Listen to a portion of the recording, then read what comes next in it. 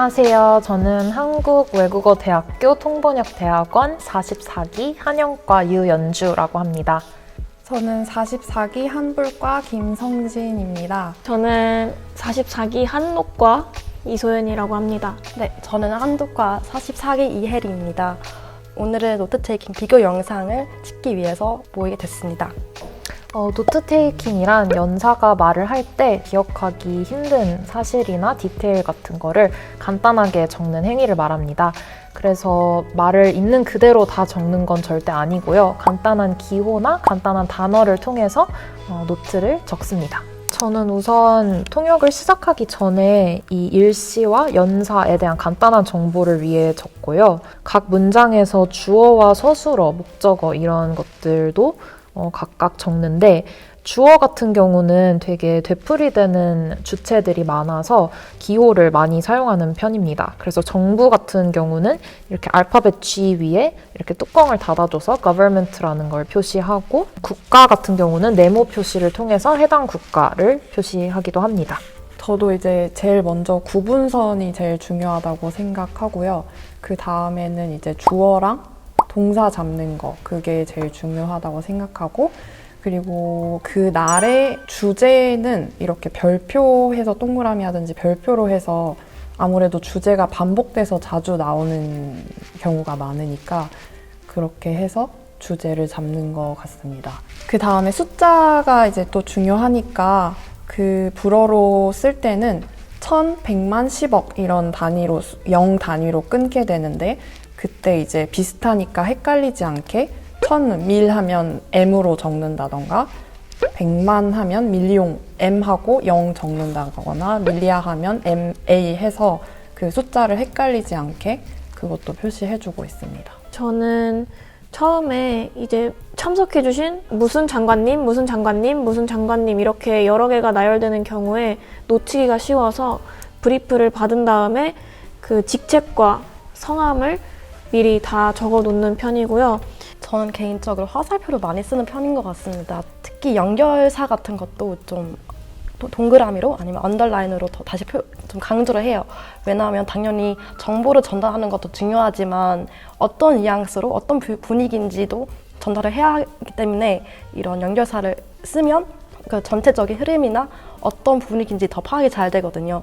저랑 제 주변의 동기들이 아마도 가장 많이 쓰는 공책일 것 같은데 이게 한국외국어대학교 통번역대학원에서 같이 주문을 하는 통번역 전용 공책입니다. 빈 페이지의 가운데 이렇게 구분선이 있거든요. 그래서 왼쪽 행부터 그 다음에 오른쪽 행까지 이렇게 넘어가서 이렇게 위에서 아래 순서대로 이렇게 노트 필기를 많이 합니다. 펜은 보통 제트스트림으로 저도 쓰는데 오늘은 잉크가 다 떨어져서 아무래도 근데 굵기는 한 1.0이나 0.7 정도 되면은 쓸 때 불편하지 않은 것 같습니다. 네, 저도 마찬가지로 통대 노트를 쓰고 있는데 저는 복습할 때 과목이 섞여 있으면 조금 헷갈려서 노한 순차, 한노 순차 이렇게 과목별로 따로 노트를 쓰는 편이에요. 그리고 펜은 제트스트림 파란색이나 까만색 둘 중에 하나로 먼저 노트를 하고 그다음에 동기들이나 교수님께서 크리틱을 해주시면 빨간색으로 코멘트를 남겨놓는 편입니다. 저는 제가 써놓은 글씨를 못 알아볼 때 좀 제일 힘든 것 같아요. 너무 빨리 써야 돼가지고 써긴 썼는데 나중에 이제 통역하려고 보면 아 이게 뭐지? 하다가 결국에는 그거를 빼먹는 경우가 조금 종종 있어서 그게 제일 어렵습니다. 저는 노트 테이킹 할 때 그 원문을 이렇게 들으면서 이해를 하는 행동 하나랑 그 다음에 잊지 않게 디테일을 적는 행동 두 가지를 그 비율을 잘 조절하는 게 항상 되게 힘든 것 같아요. 이해를 안 하면서 무작정 적기만 하면 나중에 돌아와서 노트를 봤을 때 이 문장이 무슨 말인지 기억이 잘 안 나거든요. 그래서 그걸 동시에 적절히 하는 그 밸런스가 되게 아직까지도 힘든 것 같아요. 저는 처음에는 진짜 단어 하나하나씩 그냥 써놨는데 이제는 정말 이 사람이 나한테 뭘 말하고 싶은지 거기에 더 집중을 하는 것 같아요. 저는 기억나는 거는 1학년 때 이 노트 테이킹이라는 게 너무 익숙하지가 않고 되게 막막했을 때 학기 초에 이제 들으면서 하는 게 아니라 그냥 아예 텍스트로 써있는 그 줄글을 그냥 읽으면서 이걸 만약에 노트 테이킹을 한다면 어떻게 적을까를 되게 그냥 시간 제한 없이 천천히 몇 번 연습해보니까 아, 나는 이런 기호가 편하구나. 여기서는 이런 식으로 정리를 하면 되겠구나라는 감이 조금은 생겼던 것 같고요. 그 문장과 문장 사이의 논리적인 구조를 이제는 조금 더 잡을 줄 아는 것 같아요. 낭독 시작하겠습니다. 안녕하십니까. 환경부 장관 한화진입니다. 바쁘신 일정에도 함께 해주신 참석자분들께 감사드립니다. 전 세계는 심화되는 기후위기에 씨름하고 있습니다.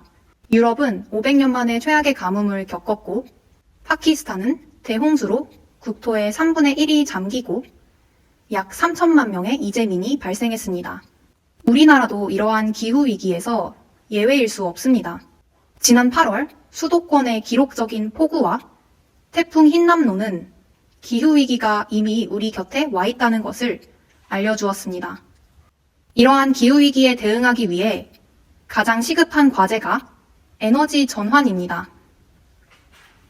2021년 기준으로 에너지 사용에 따른 온실가스 배출량이 국내 전체 배출량의 약 87%를 차지합니다. 그중 전력 생산에서 기인한 배출량은 국가 전체 배출량의 약 33%에 달하고 있습니다. 저는 개인적으로 독일어 더 편해서 저는 노트 테이킹을 독일어로 하는 편인데요. 저는 그래서 처음에는 환경부 장관, 그 다음에 busy, 영어를 많이 쓰는 편이에요. 그래서 busy, thank you, thanks 이런 식으로 바쁜데도 참석해 주셔서 감사합니다. 이런 느낌이 들어서 이렇게 전 세계를 일단은 그냥 지구를 그리고 그 다음에는 기후위기는 클리마 크리즈라고 해서 그냥 KK 이런 식으로 줄여서 씁니다. 그래서 심화되고 있다니까 그 화살표를 위로 쓰고 그 다음에 좀 안 좋은, 그래서 슬픈 표정으로 노트 테이킹 하는 편입니다. 유럽에서 500년 만에 할 때 이제 또 500년 동안이랑 500년 전, 500년 만에 이럴 때 항상 달라지기 때문에 러시아어로는 자를 앞에 붙여놓으면은 500년 만에 이런 뜻이 돼서 자하고 500을 써놨고요. 최악의 가뭄이 닥쳤고 파키스탄의 대홍수로 인해서 국토의 3분의 1이 물에 잠겼다는 들으면서 그냥 제가 연상할 수 있는 그 물 밑에 화살표를 해서 잠겼다를 표현해 주었습니다. 그리고 3천만 명 이상의 이재민 같은 경우는 제가 들으면서 되게 부정적인 단어인 건 기억할 수 있지만 확실한 단어가 기억이 나지 않을 것 같아서 약간 이재민 이런 단어는 꼭 써놓는 편이고요. 우리나라도 기후위기에서 예외는 아니다. 예외 아니다 할 때 당연히 X 이런 식으로 치고 저는 도착어로 좀 많이 쓰려고 해보기는 하고 있는데 그래도 아직은 A 언어로 더 많이 노트 테이킹을 하고 있는 것 같아요. 그래서 지난 8월 해서 지난을 이제 왼쪽에다가 표시를 해봤고 이 수도권에서 폭우랑 태풍 흰남노를 겪었다.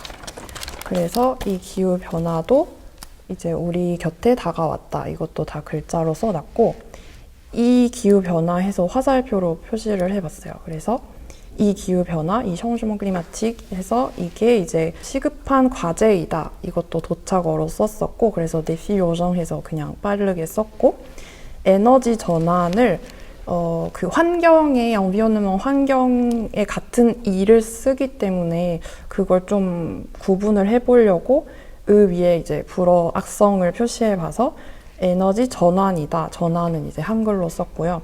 저는 글을 쓰는 속도가 되게 느리기 때문에 기호를 많이 활용하려고 하는 편이고요. 그리고 2021년 기준, 뭔가 이 연도 기준이라고 할 때 이렇게 화살표로 표시를 하고 energy consumption은 한국어로 에너지 사용, 그 다음에 이제 온실가스 같은 경우는 영어로 이제 greenhouse gas emissions라고 하기 때문에 greenhouse gas는 GG라고 하고 emissions는 좀 짧게 EMS라고 표시를 합니다.